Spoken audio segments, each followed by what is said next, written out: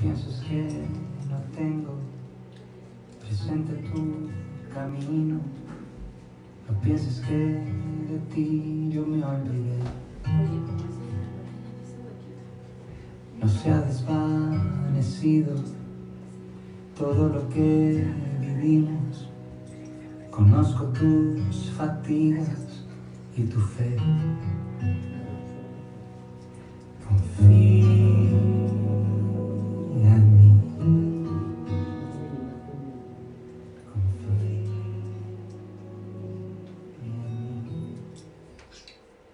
Bueno, ese es el tema que hoy quiero compartir con ustedes. Bienaventurados los que desfallecen. Bienaventurados los que desfallecen. Porque ellos serán resilientes. Vamos a Salmo 119, versículo 81. Voy a leer en la Nueva Versión Internacional.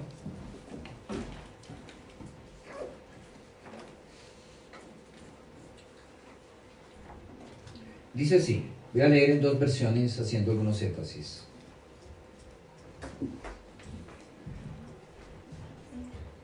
Esperando tu salvación, se me va la vida. En tu palabra he puesto mi esperanza.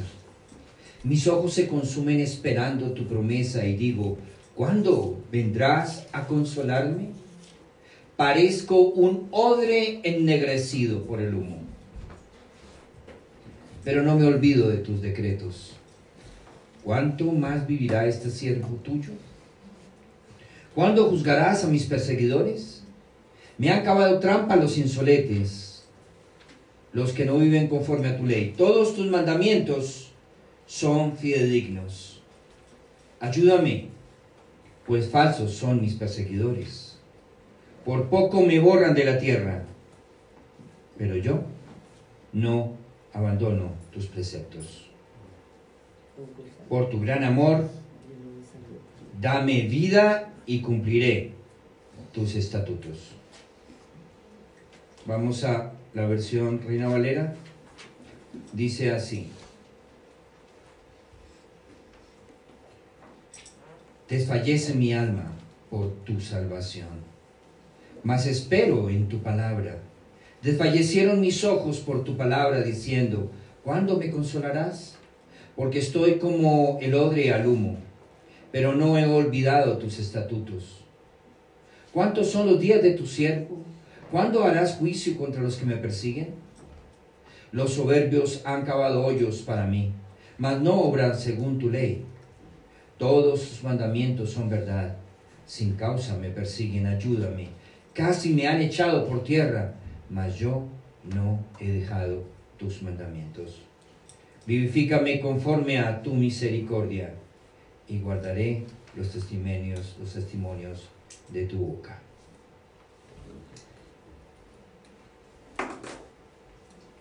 Yo personalmente no permitiría que un texto como estos estuviera en mi Biblia.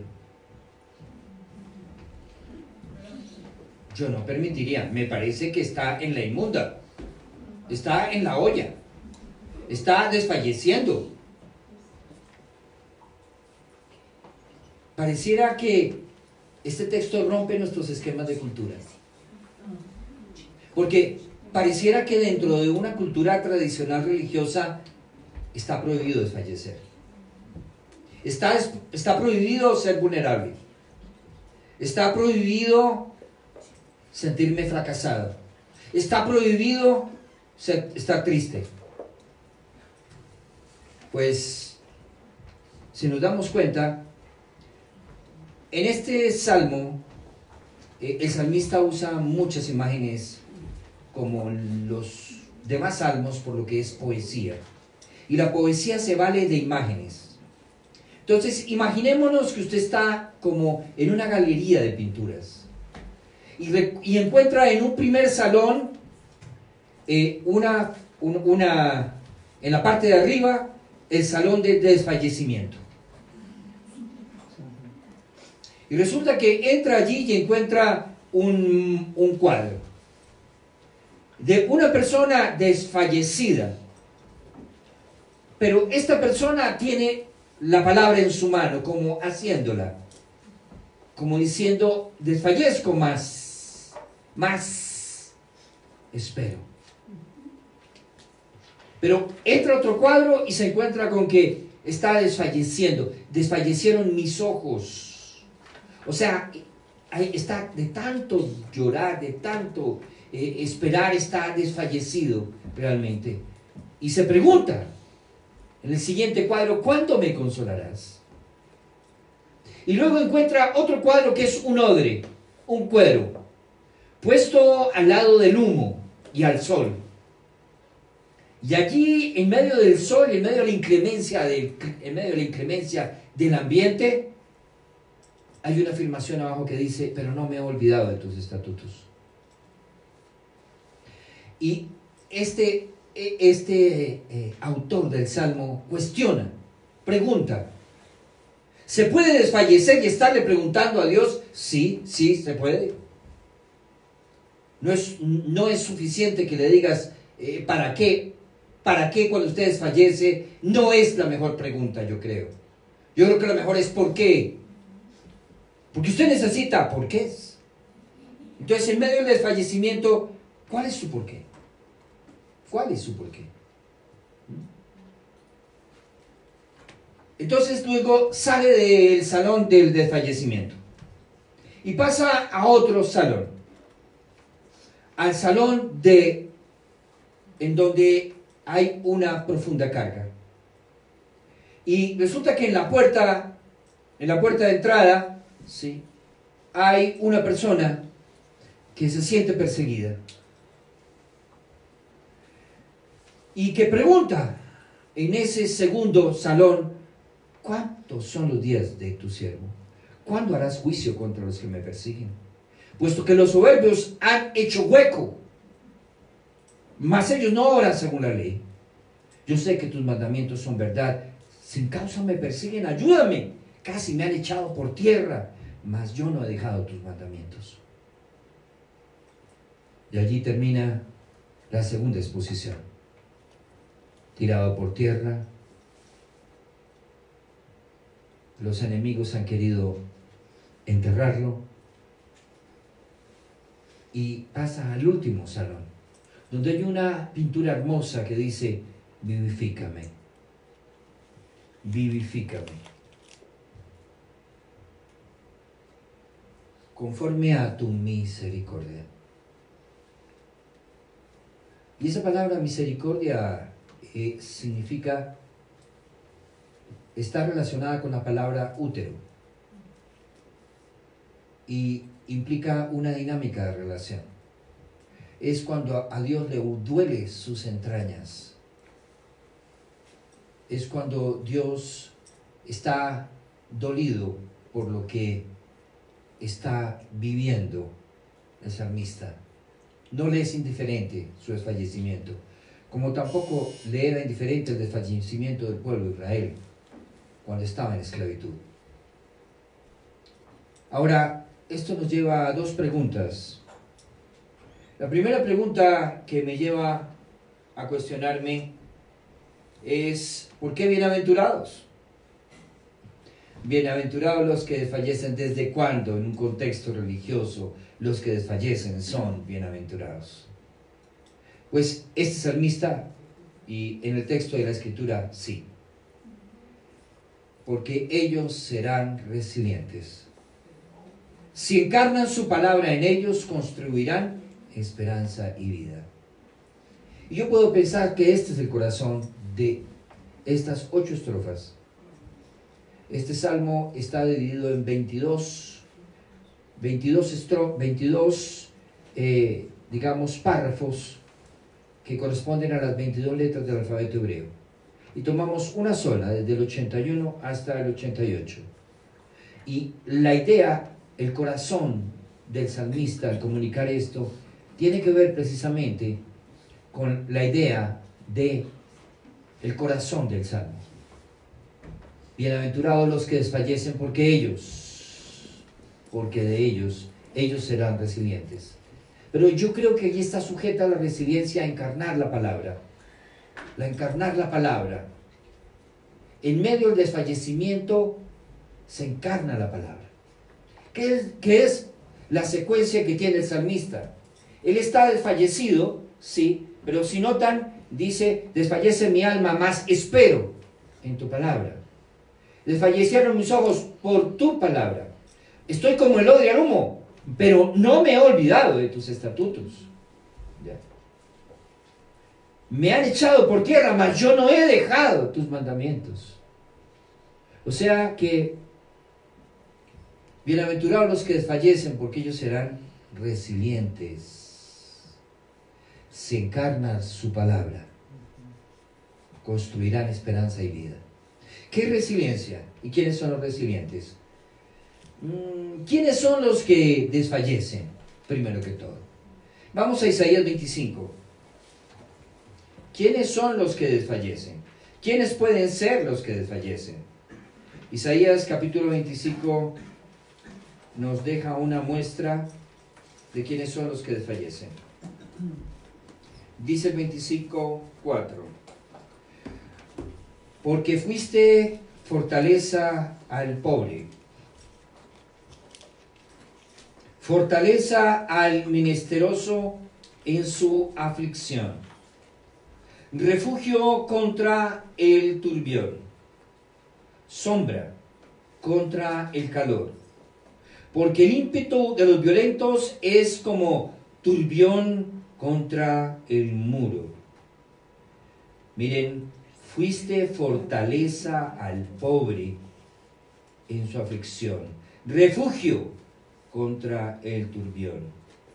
Ahora pasemos al versículo 8. Destruirá la muerte para siempre y enjugará el Señor toda lágrima de todos los rostros y quitará la afrenta de su pueblo de toda la tierra, porque el Señor lo ha dicho. Y se dirá en aquel día: he aquí, este es nuestro Dios. Le hemos esperado y nos salvará. Este es el Señor a quien hemos esperado. Nos gozaremos y nos alegraremos en su salvación. Estos son los que desfallecen. ¿Quiénes son los resilientes? Y resiliencia, solamente para recordar y dar una definición básica, sencilla, es la capacidad de sobreponernos a la adversidad. Eso es resiliente. La resiliencia es una característica de los metales, es una característica de que tienen los metales para volver a su condición original. El oro es resiliente, se puede refinar, se puede limpiar y se puede volver a rehacer una joya. La plata, el níquel, pero no así el hierro. El hierro no es resiliente, sería muy costoso. Entonces, de ahí surge la idea de resiliencia. Ahora, ¿quiénes son los resilientes? Los resilientes, hay una línea de pensamiento, sobre todo, diría yo, inspirada por un hombre que se llama Boris Cyrulnik, sobreviviente de la Segunda Guerra Mundial. Ha escrito mucho sobre esto. Víctor Frank, también sobreviviente de la Segunda Guerra Mundial. Víctor Frank ya murió. Boris Cyrulnik no, y sigue escribiendo sobre este tema. Y él ha inspirado a muchas otras personas.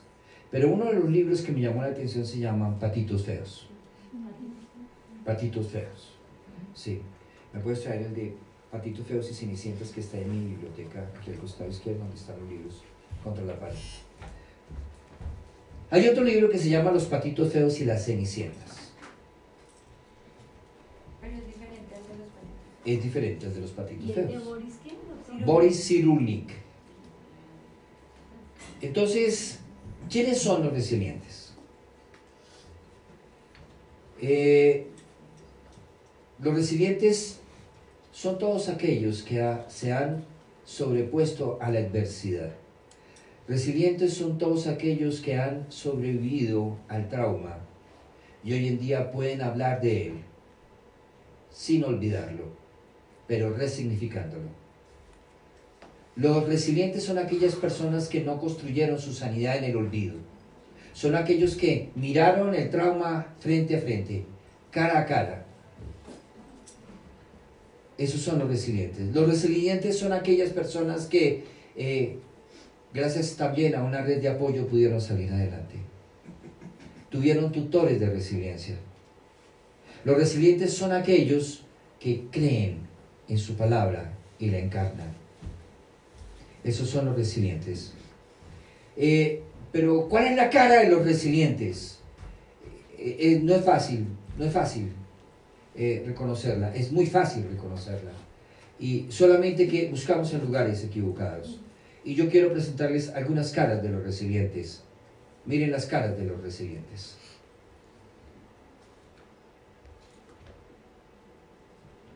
Los resilientes son personas que han sido maltratadas, o que han sido víctimas de maltrato, o que han maltratado. Miren la figura de abajo de la figura que precisamente él gana premio Oscar póstumo en El Guasón, en la persona de Batman, en la película de Batman. Creo que es una figura muy bien lograda por parte del productor, pero significa muchas cosas. Y alguien decía, es la maldad. Yo creo que es una persona que por el trauma llegó a esta situación. No lo justifico, pero creo que ellos también pueden y tienen oportunidad de entrar al reino de los cielos. Personas como el tema de las niñas embarazadas no es un cuento de hadas. No es un cuento de hadas. El embarazo en nuestras comunidades de fe por relaciones extramaritales o relaciones premaritales no es un cuento de hadas. Miren estas otras imágenes. Mujeres codependientes, mujeres adictas al sexo o hombres adictos al sexo. También ellos están desfalleciendo y también para ellos hay voces de resiliencia. Las mujeres que se han tenido de ocultar porque han sido víctimas de maltrato, las mujeres que se han tenido que ocultar porque sienten que lo que han hecho ha sido muy malo y tal es la culpa que se han llegado a invisibilizar. Pero más sin embargo, ahí vemos las manos de aquel que trata como alfarero y nos va formando. Y quiero leer, esto no se hace en PowerPoint, pero quiero hacerlo porque me permite leer una parte del libro, un comentario acerca del cuento del patito feo de Hans Christian Andersen. Dice: es sin duda una metáfora de la autoestima humana. Algunos autores señalan que como cuento de hadas es utilizado para hacer que los niños se sientan menos avergonzados por sus diferencias. La moral de la historia está oculta en el cuento. Poco importa que se nazca en el corral de los patos, siempre que uno salga de un huevo de cisne. Un ejemplo de la vida real sería un niño o una niña que se ve o actúa diferente a los demás niños y niñas a su alrededor. El cuento de hadas da la esperanza de que esas diferencias negativas redunden en beneficios especiales y un futuro brillante.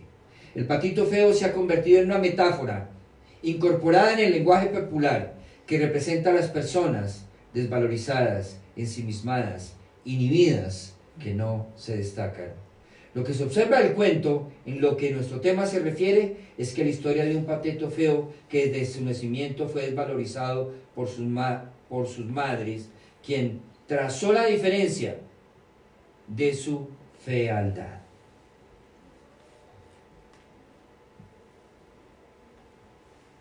Este patito fue repudiado precisamente y fue despreciado por parte de su madre, y ese fue uno de los profundos primeros rechazos del patito feo. Además de profundos reales, porque las descalificaciones también estuvieron en la boca de sus hermanitos patos, que lo marginaban dejándolo de lado y aborreciéndolo por su fealdad, por su enfermedad, por su deformidad, por su color de piel, por su etnia, por su dificultad para relacionarse, por sus faltas de empoderamiento sobre las cosas. Así que feo, casi horrible, lo muestra la mayoría de los dibujos de los cuentos. Un pato desgarbado y más pequeño, lleno de plumas irregulares y toscas, al lado de sus esbeltos hermanos erguidos y gallardos. Cabe agregar que no deja de observarse la escala de valores sociales que impregna esta descripción, puesto que, como señalaremos más adelante, la fealdad y la baja estatura son desvalores que se le atribuyen al patito, desvalores que van de la mano del descrédito y la consecuente segregación. Esta misma segregación es la que expresan los animales del bosque, quienes lo molestan por ser un patito desgarbado, que intenta conducirse de la misma manera que el resto de los patos. Todo terminó en que sus mismos hermanitos lo echaron de la familia. Otras versiones agregan expresiones, ¿sí?, diferentes. Retomando y conectando esto con el salmista, quiero que miremos en el Salmo 119 un momento. Vamos al Salmo 119 nuevamente, y allí en el versículo 81, en el versículo 83, dice el salmista: porque estoy como odre al humo. ¿Qué significa un odre al humo? Lo primero que debemos de tener en cuenta es que era un cuero. Era la piel del animal después de haberla despellejada. Pero para poder despellejar al animal, primero que todo había que matarlo. O sea que el primer paso para tratar el cuero es matar al que lo porta. Esa es la primera fase del trato con el odre. Entonces hay que despellejar la carne que queda sobre el cuero. El objeto de despellejar la carne es que no contamine precisamente al interior, ya que los odres se usaban en ese entonces para transportar líquidos, como leche, como vino, como aceite, se depositaban allí. Era como la cantimplora de agüita que usted carga así para su trabajo, para el colegio, para la universidad. Eso era un odre, solamente que este hecho era el cuero y era tratado. Pero ¿qué pasa después de que es despellejada la carne y limpia? Entonces, ¿qué se hacía? Era tratado y lo empapaban de agua y le echaban sal encima para esterilizarlo precisamente, para que no quedara ningún contaminante allí. Luego de echarle sal, entonces lo ponían al humo y al sol. El tema, curiosamente, es que después de estar limpio allí en el humo del sol, venían los insectos y se paraban allí y entonces hacían su concha, su casita. Y aquel cuero se ponía reseco por el sol, por el humo, y se convertía en casa de insectos. ¿Qué tenía que hacer nuevamente el que estaba tratando el odre? Tenía que entonces limpiar nuevamente el cuero y sumergirlo en aceite. Y luego de sumergirlo en aceite, lo dejaba allí. El cuero adquiría una forma amable para ser tratado. El mismo ese es. Ese es el mismo cuero. Ese es el odre. Iba a ser tratado y luego entonces iba a ser cocido, como lo pueden ustedes ver ahí. Es un odre cocido, ¿sí? Pero, ¿qué decía el salmista? Estoy como el odre al humo. O sea, como en mi tiempo se decía, estoy hecho un cuero. Realmente me siento como un cuero. ¿Sí? Hay veces que no vemos los tratos de Dios como parte de nuestra formación. Hay veces que no vemos por qué Dios tiene que asumir tantos procesos con nosotros. A veces no encontramos sentidos por qué esos tratos. Y entramos en un reclamo de injusticia y desfallecemos. Le escuché a un amigo, tuvo un viaje a Filipinas y forma parte de un entrenamiento que él estaba tomando. Y había un invitado muy especial, un hombre anciano, tratado por Dios, de muchísimos años de ministerio, invitado a esa conferencia. Y en su exposición inicia la conferencia diciendo: ustedes me han pedido que yo venga a hablarles del ministerio y cómo Dios me ha usado durante todo este tiempo. Pero quiero decirles algo, eso es lo importante para ustedes, pero para mí eso no es lo importante. He llegado a la siguiente conclusión: el ministerio y todos estos años que yo he estado con Dios no es más sino una excusa de Dios para tenerme cerca de su corazón, no más. Una enfermedad, una pérdida, una situación de conflicto, es la excusa de Dios, porque a veces nos apartamos de su corazón, nos distanciamos de su corazón, y Él se inventa las excusas como papá para tenernos cerca, y renegamos. Por lo menos renegamos, antes ni renegábamos. Ahora clamamos, injusto. Antes ni siquiera teníamos en cuenta la justicia. No nos importaba la justicia. No nos había tocado eso a nosotros. Desde que toque a los demás, a mí no me preocupa. Pero cuando me toca a mí, ahí sí, injusto es Dios. Ahí sí, hay un Dios. Antes no había Dios. Realmente, cualquier situación, circunstancia, creo que es la excusa de Dios para acercarnos. Y creo que lo más significativo es llegar a ser conocidos por Él.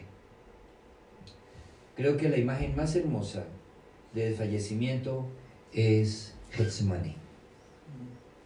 Es la imagen allí donde Jesús desfallece, pero es uno de los momentos de mayor intimidad con el Padre. Allí, si es posible, aparta de mí esta copa, pero no se haga mi voluntad, sino la tuya. Allí donde estaba en estado de tal ansiedad que grandes gotas de sudor cayeron de su frente, allí fue donde un ángel fue a fortalecerle.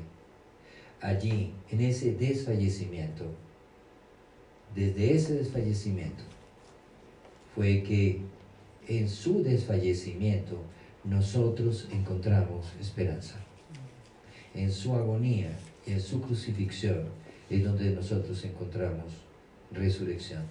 En su muerte es donde nosotros encontramos vida. Por eso, bienaventurados los que desfallecen, porque ellos serán resilientes, si encarnan su palabra, construirán esperanza y vida. Esto nos lleva a romper toda una cultura diferente a la que hemos vivido y la que hemos escuchado, que no te puedes quejar a Dios. Yo te digo, quéjate. Que no nos podemos incomodar con Dios, incomódate. Que no podemos hacerle reclamos a Dios, yo te digo, reclámale.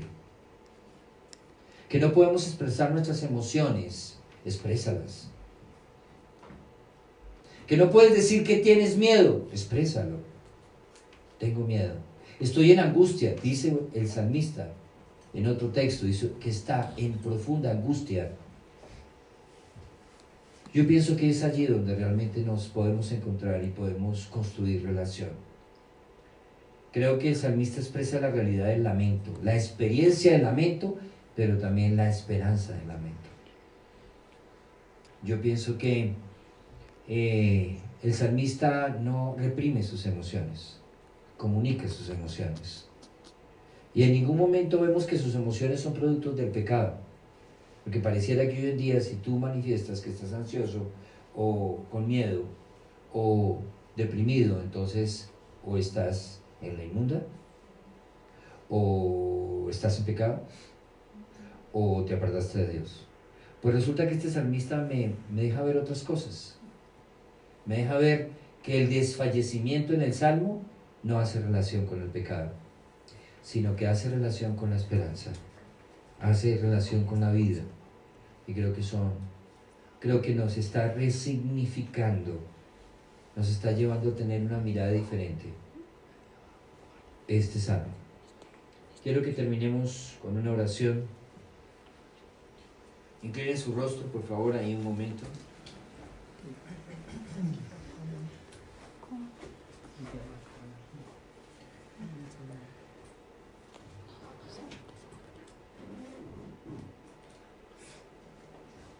Esperando tu salvación estamos, Señor. En tu palabra hemos puesto nuestra esperanza. A pesar de que